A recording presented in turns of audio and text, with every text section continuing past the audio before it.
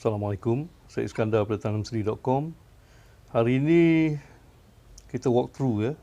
Saya akan baca e-book Menanam Secara Organik di Rumah. Kita mulakan dengan bab 2 dulu. Okey, ini dia ya, e-book Menanam Secara Organik di Rumah. Apabila kawan-kawan buka je e-book ni, biasanya dia akan minta kata laluan atau password.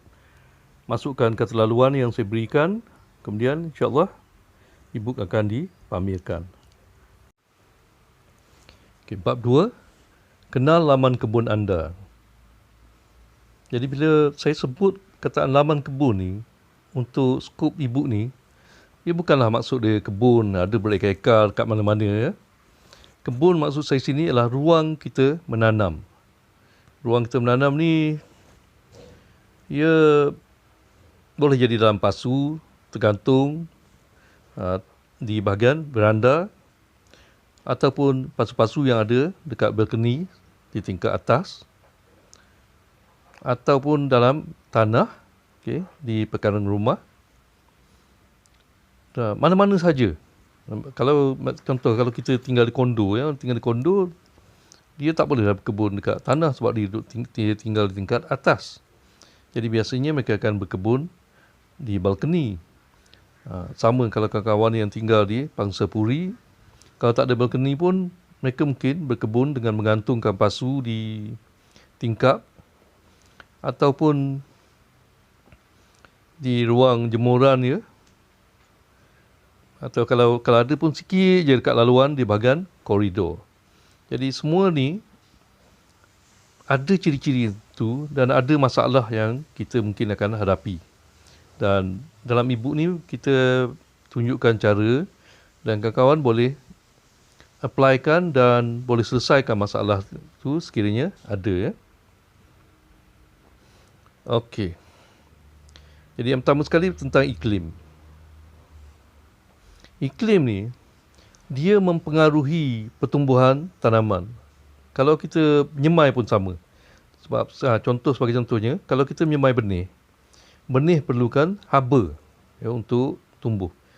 Jadi kalau kita tanam, kalau kita letak di tempat yang sejuk ya, ataupun tak panas, percambahan benih tu ambil masa yang agak lama. Tapi kalau tempat tu suhu dia tinggi, percambahan tu akan berlaku dengan lebih cepat lagi. Jadi lokasi dalam rumah kita ni, dalam perkarangan rumah kita ni mempengaruhi. Sebab iklim lah.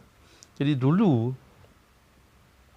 kalau kita tanya je orang berkebun, ataupun orang yang ingin berkebun, mereka akan fikir tentang Cameron Highland, ataupun mana-mana tempat yang tanah tinggi ya, tanah tinggi. Jadi mereka sangka, kalau nak berkebun ni, di Cameron Highland je boleh tanam, kat Malaysia ni lah. Jadi maknanya, kalau tak ada Cameron Highland, kita orang Malaysia tak makan sayur lah. Itu kan? Sebab hanya dekat Cameron Highland je boleh tanam sayur. Kita yang dekat bawah-bawah ni boleh tanam daun kayu je. Jadi kita dekat bawah ni makan ulam je. Sebenarnya itu tak betul. Okay? Tak betul sebab mana-mana je boleh berkebun. Okay? Iklim ni, kalau di Malaysia ni panas lembap. Okay? Panas lembap ni maknanya suhu memang tinggi dan hujan tu tak menentu. Okay? Tak menentu. Jadi kita ada air, kita ada suhu yang tinggi, itu sebenarnya dah cukup lah. Kita dah boleh berkebun. Cameron Highland ni sebenarnya adalah alasan orang supaya tidak berkebun. Jadi satu daripada misi kami Tanam Sendiri ni ialah untuk memberitahu pada semua orang boleh berkebun di rumah. Okay? Semua orang boleh berkebun di rumah. Tak tunggu ada tanah berekar-ekar baru nak berkebun. Okay? Dan ada banyak kebaikan dia. Jadi maknanya di Malaysia ni iklim kita dah cantik. Okay. Kita ada suhu, taburan hujan, keamatan cahaya, angin, ya semua yang berkait dengan iklim ni semuanya menjurus ke arah pro untuk kita berkebun. Okay. Dia bukan suatu benda yang negatif. Okay. Okay. Suhu. Okay. Suhu macam saya kata tadi, kita perlukan suhu yang tinggi. Suhu yang tinggi tu maknanya kalau suhu tu mencecah 35 darjah itu kira okey lagi. Tanaman boleh tumbuh dengan subur. Tapi kita pilihlah tanaman yang serasi dengan negara kita. Takkan kita nak pilih tanaman yang tumbuh dekat kawasan yang dingin di negara kita dan expect pertumbuhan sama, ya? Tak ada. Jadi kalau orang kata, alah tempat kita ni tak ada frost, tak ada salji, nanti kita tak boleh nak menanam. Tak cantik kalau menanam. Apa pula tak cantiknya? Kita boleh tanam kangkung. Kangkung sayur negara kita. Kita boleh tanam ubi keledek. Ubi keledek, daun dia sedap macam kangkung juga. Kita boleh tanam macam-macam. Sawi, semua tu sesuai untuk suhu negara kita. Kalau terlalu panas, contoh macam tempat kita tu musim panas terik, kita boleh tapis, tak ada masalah. Kita boleh pasang plastik hitam, mesh plastik tu, yang hitam tu, yang biasanya dijual kat nursery.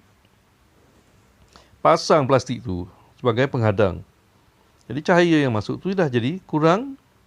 Jadi persekitaran pun jadi kurang panas lah. Cuma kita nak pastikan kawasan tu ada angin lah. Sebab kalau tak ada udara yang bergerak, nanti naik kulat. Nanti naik kulat. Jadi suhu 35 darjah tu dah tinggi, tinggi, tapi pokok boleh hidup lagi. Cuma janganlah sampai suhu mencecah 40 darjah. Biasanya kalau 40 darjah, tumbuhan tu tak mati tapi dia terbantut lah. Jadi kalau 40 darjah tu, kita ambil, macam saya kata tadi lah, mesh plastik tadi, ataupun kita letak di tempat yang tak kena cahaya secara terus. Cerah, cerah tapi tak kena cahaya secara terus. Air. Air ni memang penting. Dan negara kita ni negara khatulistiwa. Khatulistiwa ni maknanya kalau zaman saya belajar dulu, dia kata hujan di sepanjang tahun. Tapi sekarang ni, macam tempat yang saya tinggal ni, di Semenyih ni, hujan tak sepanjang tahun. Tapi kalau dia hujan, dia memang lebat. Kalau musim kering, musim kemarau, dia memang kering. Jadi, masa musim hujan lebat ni, kita mudahlah kan. Kita boleh menanam tanpa perlu menyiram. Tapi kalau musim kering, kita masih boleh lagi menanam. Tapi kita perlu menyiram. Kalau air jadi isu, katalah kalau air itu dikatakan mahal, tak ada masalah. Cari tong, tak ada air hujan, simpan. Bila musim kering, keluar air tu kita boleh gunakan daripada air dalam tong tu. Kita tak perlu gunakan air yang dibekalkan oleh pihak kerajaan ni, sebab kadang-kadang air tu mahal, kita terpaksa bayar bil. Tapi air hujan tu percuma. Kita boleh tadah dan kita boleh gunakan.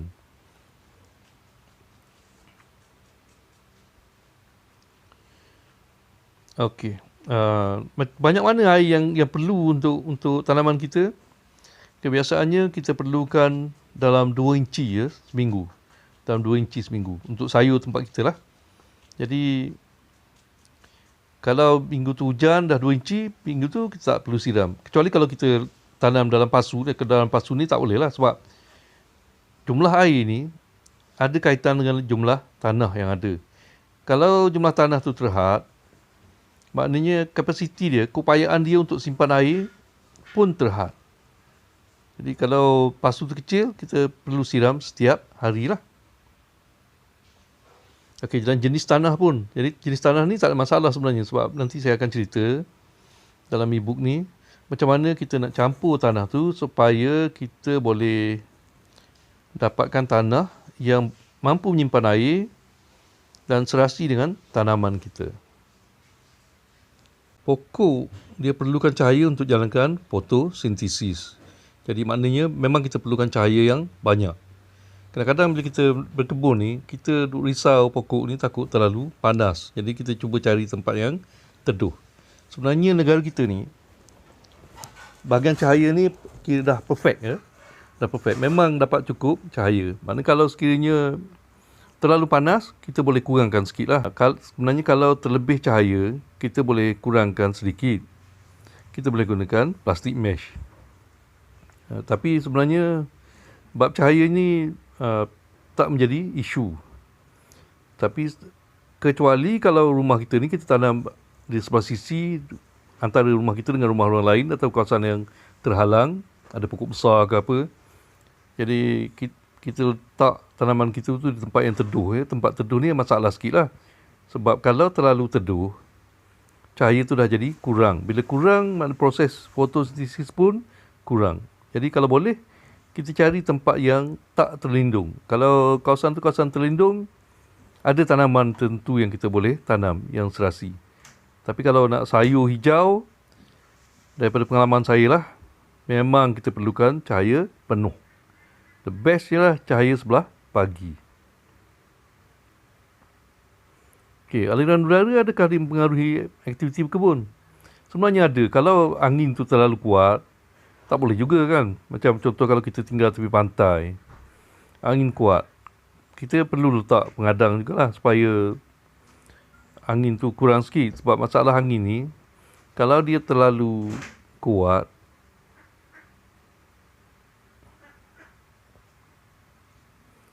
kalau angin tu terlalu kuat, masalah dia, pokok kita mungkin akan tumbang atau patah. Kalau kawasan yang tak ada angin, tak bagus juga sebab kita lembap, tanah kita lembap, tak ada angin, mungkin akan tumbuh kulat. Jadi kulat ni, dia bagus untuk tumbuhan. Bukan tak bagus. Tapi kalau dia terlalu banyak, dia boleh merosakkan tanaman kita. Sebab dia boleh serang. Kulat ni kalau dalam tanah, dia okey. Kalau luar tanah, dia boleh jadi musuh kepada tanaman. Jadi, angin ni memang main peranan jugalah. Mana aliran udara ni memang main peranan. Kita perlukan dia, tapi kita tak perlukan yang terlalu kuat. Okey, jadi sekarang, kalau kawan yang dah berkebun, ataupun kita yang selalu buat aktiviti luar, kita tahu. Kawasan rumah kita ni pun, iklim dia berbeza. Betul lah, iklim secara keseluruhan tu iklim khatulistiwa. Tapi kalau kita tanam depan rumah, hasil dia mungkin berbeza dengan kita tanam di belakang rumah ataupun di sisi rumah. Okay. Sebab dia macam ni. Kalau contoh macam rumah saya ni, rumah ni menghadap ke barat. Menghadap ke barat maknanya sebelah pagi, bahagian depan rumah ni tak dapat cahaya pagi yang penuh. Jadi sebelah belakang tu dapat cahaya penuh. Jadi bila kawasan yang dapat cahaya penuh sebelah pagi ni, sebab pagi fotosintesis dia tinggi kadar dia, jadi pokok kalau saya tanam di bahagian belakang rumah, dia cepat membesar. Depan rumah pun membesar, bukan tak besar, sebab dia pun dapat cahaya, tapi kadar dia tidaklah secepat kalau saya tanam di belakang. Jadi mikroiklim di belakang dan depan rumah ni berbeza. Contoh sebelah petang pula. Sebelah petang, bahagian depan rumah saya dapat cahaya matahari. Tapi pokok, dia tak mahu dah cahaya petang ni. Sebab cahaya petang ni dia dah tak fotosintesis. Lagi pula cahaya sebelah petang ni adalah cahaya yang panas.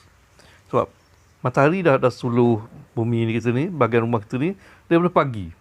Bila petang tu, tanah tu sendiri pun dah kumpul haba. Dan dia bahang daripada haba tanah tu, sebabkan suhu di situ akan jadi sangat tinggi. Jadi kalau di rumah saya ni, sebelah bahagian depan, sebelah petang amat panas. Jadi bila panas ni, maknanya kalau saya nak tanam, eloklah saya letakkan mesh wire ataupun saya tanam pokok yang besar supaya terhadang sikit. Jadi pokok tu boleh hidup dengan subur. Jadi perbezaan antara iklim, antara depan dengan belakang ni, disebut mikroiklim. Okay, dia berkaitan bukan saja setakat cahaya. Hujan, ada kawasan yang bila hujan je sebab di bawah tadahan dekat dengan tempat air turun mencurah daripada atap, dia dapat banyak air. Tempat yang terhalang langsung tak dapat air. Jadi perbezaan-perbezaan ini dikenali sebagai mikroiklim. Jadi bila kita nak berkebun, kita kena tahu lokasi tempat kita ni. Jadi kalau kita nak tanam pokok, biarlah serasi dengan mikroiklim di rumah kita. Okey, tentang tanah. Tanah ni dia ada kaitan dengan struktur, pH, semua tu mempengaruhi. Jadi ada tanah liat saja. Ada tanah berpasir. Ada tanah yang bercampur tanah liat dan tanah yang berpasir.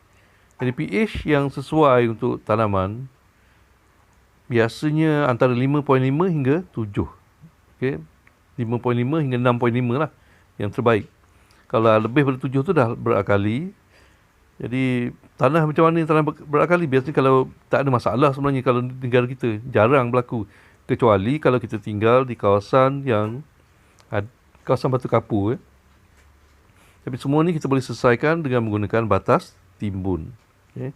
Kalau tanah tu, kalau kita tinggal di kawasan tanah paya atau bekas tanah gambut, masalah dia tanah tu beresid pula. Okay, bila tanah beresid, dia ada masalah juga.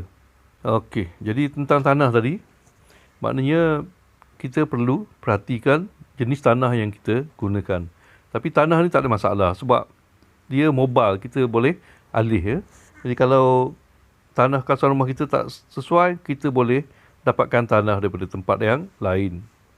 Okay. Cuma yang kita nak kawal ialah pH ya. pH dan struktur tanah. Jadi insya-Allah nanti dalam bab yang akan datang kita akan bercerita tentang tanah. Jadi bab 3, bab seterusnya ialah kitar organik.